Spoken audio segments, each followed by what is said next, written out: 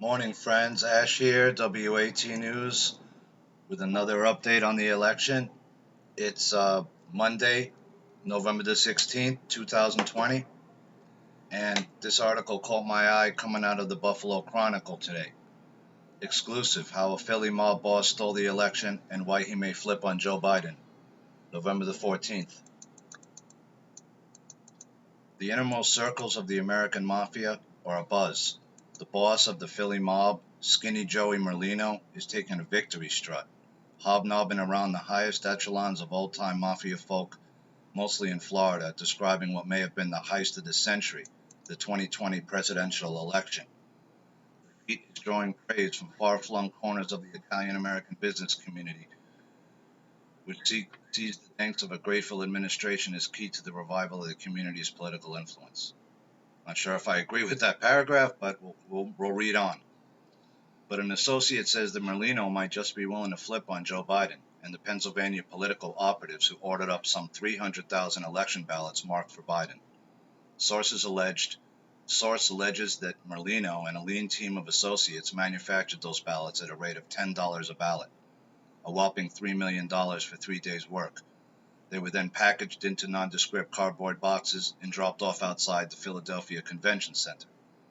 Sources who spoke to the Chronicle on the condition of anonymity say that Merlino picked up those ballots from two private households where a trusted handful of associates were busily marking ballots with Sharpie markers. They were paid more than $1,000 per hour, often producing thousands of ballots every hour for more than 60 nearly consecutive hours. The ballots were purchased in cash. Skinny Joey Merlino was granted early release from a 2-year prison stint earlier this year. If President Trump is willing to offer him a full pardon for current misdeeds and an expungement of past misdeeds, Merlino would be likely to offer stunning testimony before Congress about how the election was stolen. It's thought that Democratic Party operatives working inside Philly's election office provided Merlino with crates of raw ballots just hours before polls closed on election night, which he transported to two private households in South Philly. By 10 p.m. that night, Merlino's operation was already generating more than 3,000 ballots per hour, which quickly scaled to more than 6,000 ballots per hour before midnight. But now Merlino might just be willing to flip on Biden in primetime congressional testimony if President Donald J. Trump is willing to issue the longtime mobster a full expungement of his decades-long criminal record. And of course, Merlino wants to be pardoned for the election fraud itself and any crimes to which he may incriminate himself during his testimony. He wants a clean record. He wants to fish and hunt on federal lands. He'd really like a job with the National Park Service. You need a clean record to get those things, explains one confidant, but most of all, he wants the thanks of a grateful nation for coming forward. He wouldn't mind a little fame or a lot of fame, he joked. If he comes forward, he'll probably get a book deal in a movie franchise. Political observers believe that Merlino could sell the rights of his story to a major Hollywood production studio for more than $20 million, and a book deal could yield as much as $10 million. You have to understand the thing about Skinny Joey is that he's very charismatic and he knows how to tell an enthralling story. So, does he have this information? Is Skinny Joey involved in this? We don't know that yet. But there's another allegation now coming out of Philadelphia where we might have a problem with votes, right? Where votes printed up and dropped off. And if there's an invisible watermark in the ballots, then those ballots, if 300,000 were printed, they will be seen to be false and they will be taken out of the vote count. So we'll have to see how everything works out with this particular story, because if this person is willing to be an informant and is given some kind of immunity, it could be very damning evidence, because it could actually physically prove that votes were being printed up by somebody under the direction of the Democrat or someone within the Democratic Party or maybe Joe Biden's team. And if that's true, that's a crime. So have to see how that plays out. Wanted to play this quick clip here with Sidney Powell and cover this article out of the Gateway Pundit by Jim Hoff today, November 15th, from yesterday. It's massive criminal voter fraud. It's going to blow the mind of everyone in this country. Sidney Powell on Dominion Systems. During the discussion, Sidney Powell explained what the Trump campaign has found in their investigation of Dominion machines. The Gateway Pundit was first to report on the statistically impossible patterns found in the voting results in Pennsylvania. Since that time, we have disclosed a similar pattern in Wisconsin, and Dr. Shiva found a similar pattern in Michigan. So if this is true, then you have those are two other states that are completely critical to this. That now it's appearing that there may have been some kind of there's alleged allegations of voter fraud in those states as well. Not just Pennsylvania, but it seems like Georgia, it seems like Michigan, and also Wisconsin may have issues. And of course, these are all the states that are the most critical right now, including Pennsylvania, of course. Sidney Powell said, quote, they can watch the voting real time. They can run a computer algorithm on it as needed to either flip votes, take votes out, or alter the votes to make a candidate win. It's massive criminal voter fraud writ large across at least 29 states. It's obvious the algorithm and the statistics that our experts are tracking out are batches of votes, and when the votes changed, it's going to blow the mind of everyone in this country when we can get it all together and can explain it with the affidavits and the experts that have come forward. Let's see what Sydney says here. Release the Kraken. Oh, absolutely. And it's been organized and conducted with the help of Silicon Valley people, the big tech companies, the social media companies, and even the media companies. And I'm going to release the Kraken. Release the Kraken! Exactly, baby. I mean, what are we doing here, right? Wow. Kraken's coming. So, yeah, release the Kraken. Exactly. Bring the whole corrupt temple down on top of their heads because, this has been going on a long time. And if you watch my video yesterday, sorry about being so long, but even going back to the 1968 election, there was a glitch. And it turns out that Dick Gregory got 9 million votes in Pennsylvania.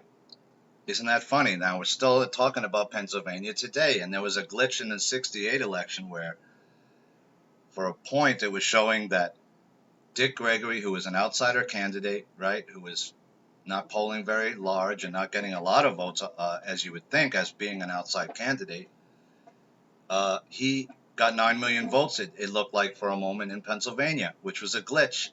And so the Rockefeller Center computers that they had set up, which all the votes were coming back and the tallies were coming back to New York through other computer terminals set up across the country, started to glitch out.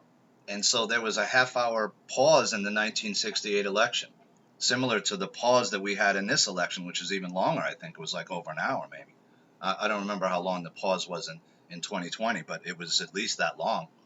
And so this is also, by the way, people have also said that is something that's used in other countries when they are rigging the vote sometimes. They'll stop the election. Why do they stop the election? Because you're losing.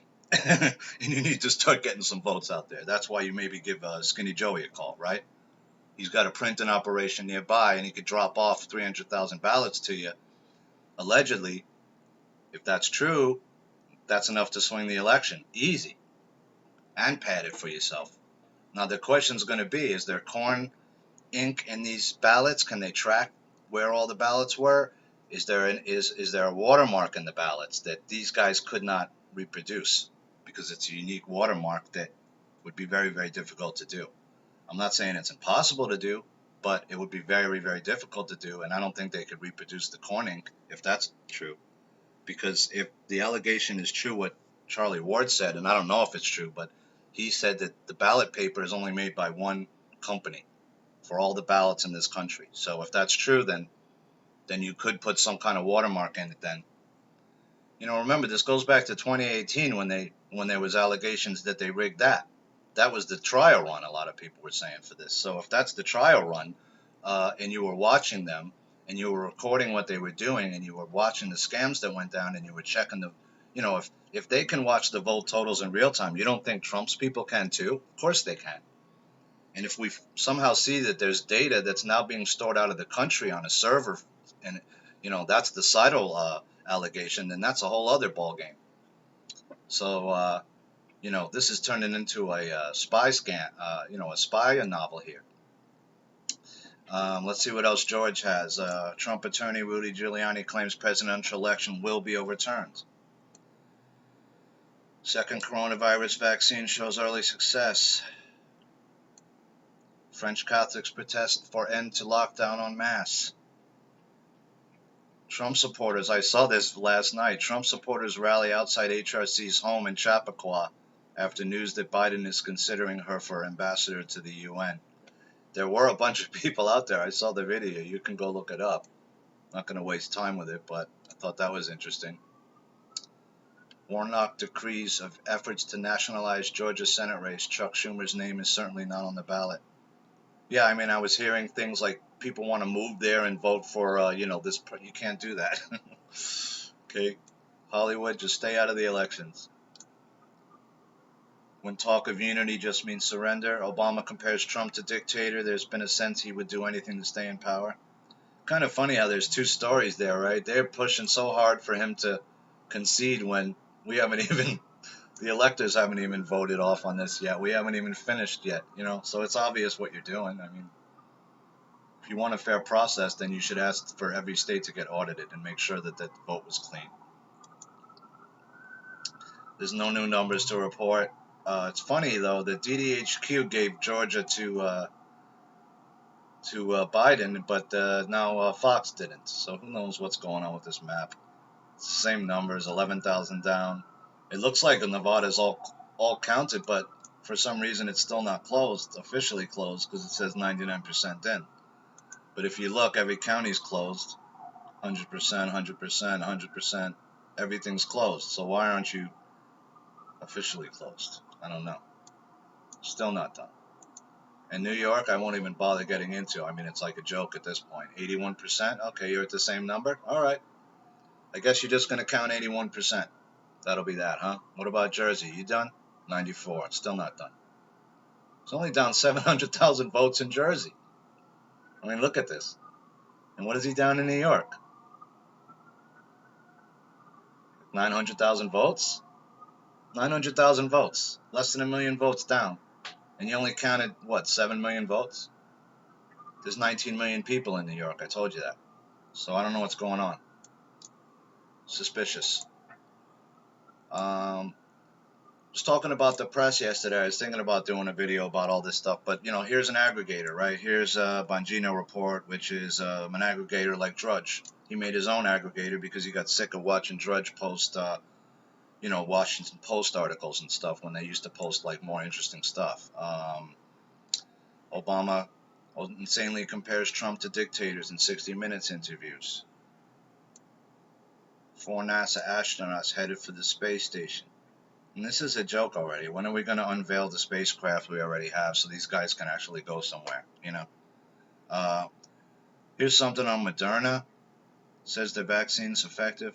Something interesting about Moderna. Did you know I read somewhere they never made a vaccine before? This is their first one. That's odd. And is Fauci connected to Moderna? I'll have to do a thing about that. I think he is somehow. Dr. Doom calls for masks and social distancing to continue even after the vaccine. I mean, these people want you subjugated with the mask on. The mask was always about subjugation. Because if you look into the mask, if you buy a box of surgical masks, look on the side. There'll probably be a message that'll say, this won't protect you against a virus. Why won't it protect you? Because the virus is 4 times smaller than the mesh of that mask. Okay? So you're not helping yourself by wearing that. That's all I'll say with that. Lawsuit seeks to block certification of Georgia election results. So is this another?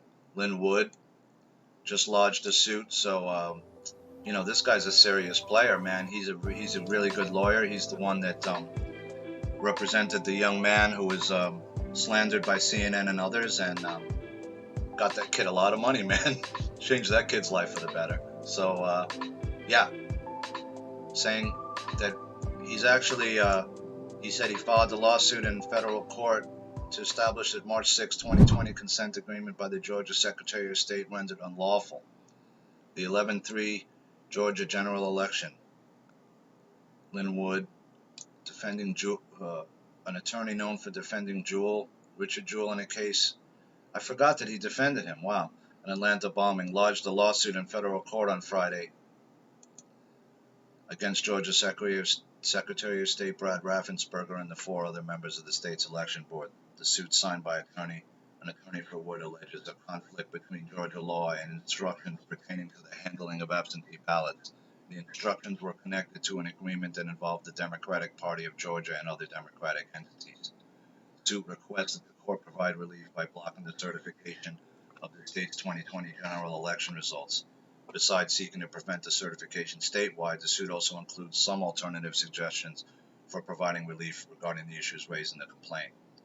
I filed the lawsuit today in federal court in Atlanta to establish that the March 6, 2020 consent agreement by the Georgia Secretary of State rendered unlawful. Wood tweeted on Friday, quote, "I am right under established law." So again, we'll have to see how these all play out. Seems like they have some corrupt judges around that are just knocking these cases out, even though they seem to have some legal precedent behind them. And that's my opinion. But we'll have to see if maybe they can get before a real judge who, will do his job and rule fairly on some of this stuff. So that's interesting. Let's see what the metals markets are doing real quick. Silver's been pairing back up. It's down 5 cents. We have gold at $1,900 again. Silver at $24.83, down 5 cents. Platinum $918, down up $12.90. Palladium at $2,300, down $11.80. Talk about something that went on a run. I remember years ago, saw palladium around $900, and wow, what a run that thing has been on. I'm not a financial advisor, but it's always good to maybe have some of your stuff in some metals, right? That you hold physical. I always think that's a good play. Go back to 56% of Biden voters say they were voting for Biden. My particular feeling about this whole thing is that this is massive amounts of fraud are about to come out and be proven. And when it's proven beyond a reasonable doubt, let's say with infrared scanners scanning these ballots or whatever thing that they may have put in to the ballots possibly to make sure that they couldn't be counterfeited. If that's true, then these people are going to get caught in a massive way. And if you're talking about 300,000 votes in Pennsylvania, that's enough to turn it right around. And I think that's what's going to happen. And I think Trump's going to win Michigan and Pennsylvania and Wisconsin. I don't know about Arizona anymore. It might be too corrupted to even get a fair count out of. But the real bottom line is going to be, is the Supreme Court going to be able to sign off and say that this election was fair? And if it doesn't, and that they say it's corrupted, then what happens then, right? Are we in a 12th Amendment scenario somehow where we're tied up? We don't know any of this yet. There's a lot of people trying to gameplay it, and you can't, because there's too many unknowns. You don't know what Trump's doing in the background, and you don't know what these people are doing in the background on the other side of it. So, and there's all kinds of stuff going on in the background. Trust me on that. So we'll have to just wait and play this all out and see how it plays out. But I mean, my guess is, that Trump's going to win this thing. And if the real vote count ever does come out, I think it's going to be Trump in a big way, because you don't see people getting rallies like boat parades and people with miles long. I mean, there was a 90-mile long thing, for Trump. I mean, come on, you're not seeing that for Biden, and that's the silent majority showing itself. That's the people saying who they really support. And so I don't buy these numbers. I never did, and I think the system is completely and totally corrupted, and it's been so our whole lives. And if you even go back to the '68 election, there's something fishy about that. Even, I mean, half-hour pause, and hey, Nixon's the winner. Really? Well, why'd you want Nixon to win? Well, the next 4 years we were in Vietnam pretty heavy still, weren't we? 68 to 72, we bombed the crap out of Hanoi. We dropped a lot of bombs in Vietnam from 68 to 72. Go look it up. A lot. And so, did these guys want the war to continue? And did LBJ drop out? Because we don't really know why, right? Why he never ran. But the point of that whole election was, what was interesting about it was super, super close.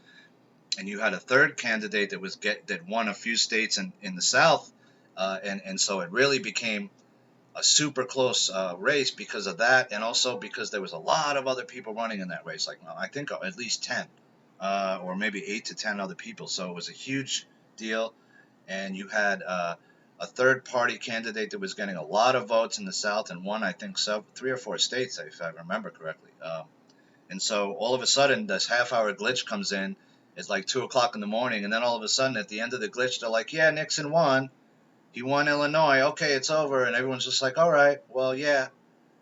And I don't know how much press. I couldn't find a whole lot of press about the glitch, just that one article that I found. And I looked all over the place. I'm sure there were other articles describing the glitch, but was it ever really dissected? What happened with that particular computer that year? Was it ever dissected? I mean, it sounds like to me from the article I read, it's like a couple of guys in this room somewhere who have complete control over all the vote totals, and they're disseminating them back to the public, through New York. So this process has been fishy for a long time, and we're starting to realize that, I think. And I hope that they can prove this fraud if it's true and real, and then we can go to a quantum voting system, which will be unhackable, hopefully, and where you can only vote one time, and none of these artificial mechanisms like injecting votes in can work. So with that, guys, that's my recap for Monday. We'll see how everything plays out, and if there is any more news breaking, I will break it back to you.